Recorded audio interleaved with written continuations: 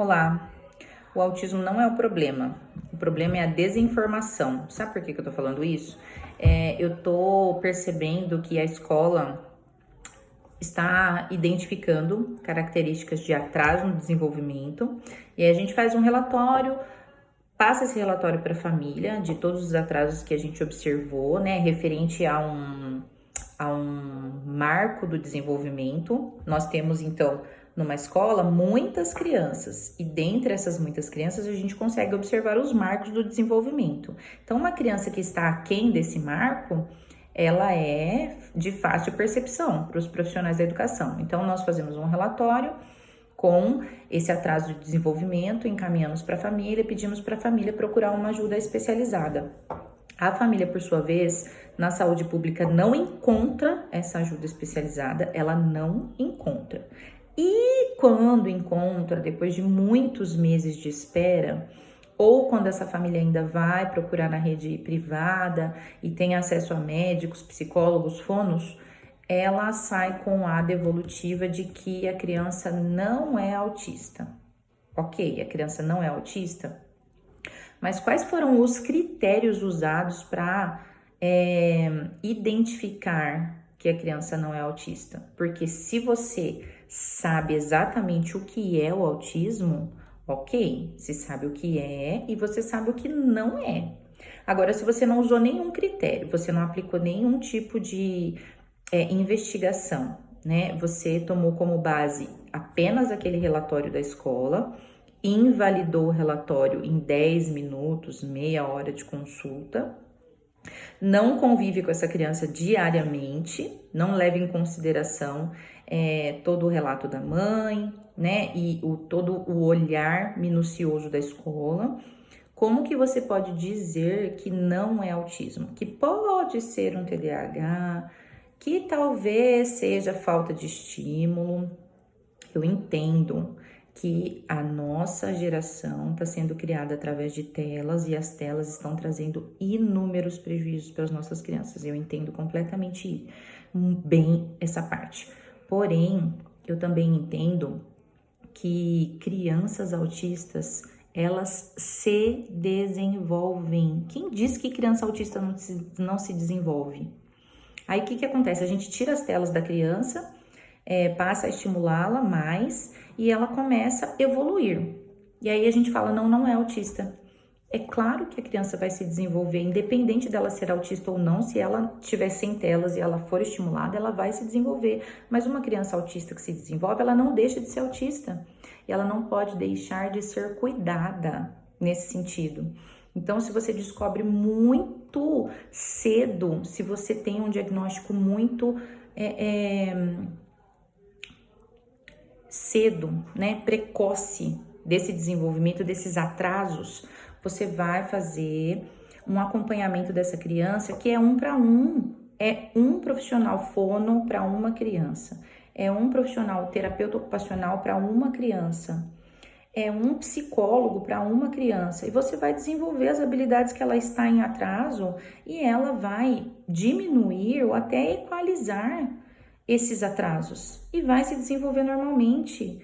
O autismo tem nível 1, 2 e 3 de suporte. Se você descobrir muito cedo, você pode tratar esses níveis e a criança que é nível 3 pode oscilar até chegar ao nível 1 de suporte. Ela vai crescer normalmente, ela vai se desenvolver, ela vai ter as habilidades dela que estavam em atrasos, ela vai desenvolver e alcançar resultados muito parecidos, se não iguais, os das crianças que são típicas, porém ela precisa de atendimento especializado. Ela precisa que a família estude sobre o que precisa fazer em casa, que os profissionais especializados conduzam, né, esse direcionamento de desenvolver habilidades num espaço adequado para isso e que todos esses locais ensinem e acompanhem essa criança na escola para que os profissionais da escola façam a mesma coisa que os pais estão fazendo em casa e que a clínica está fazendo.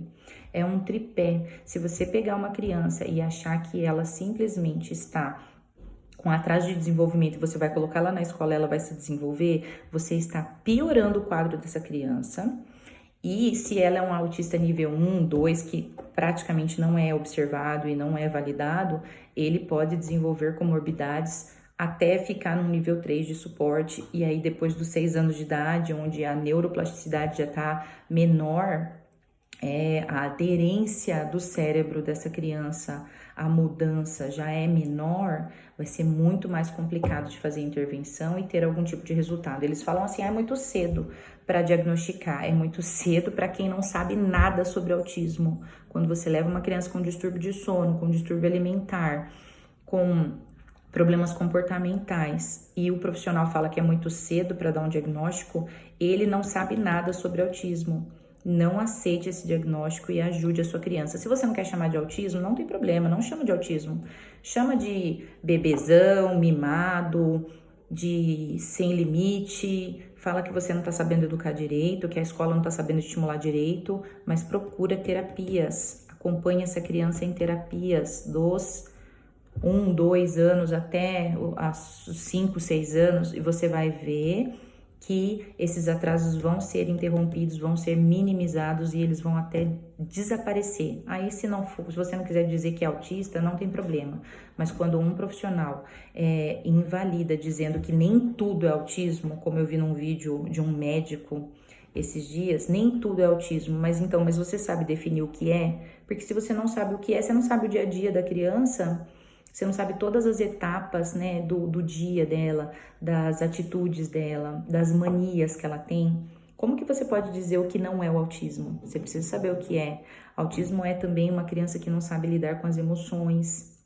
Por isso que ela tem problema comportamental, por isso que ela tem problema social. Ela não sabe lidar consigo, ela não sabe entender o outro. Aí uma criança que tem problemas sociais, dela não saber entender uma comanda.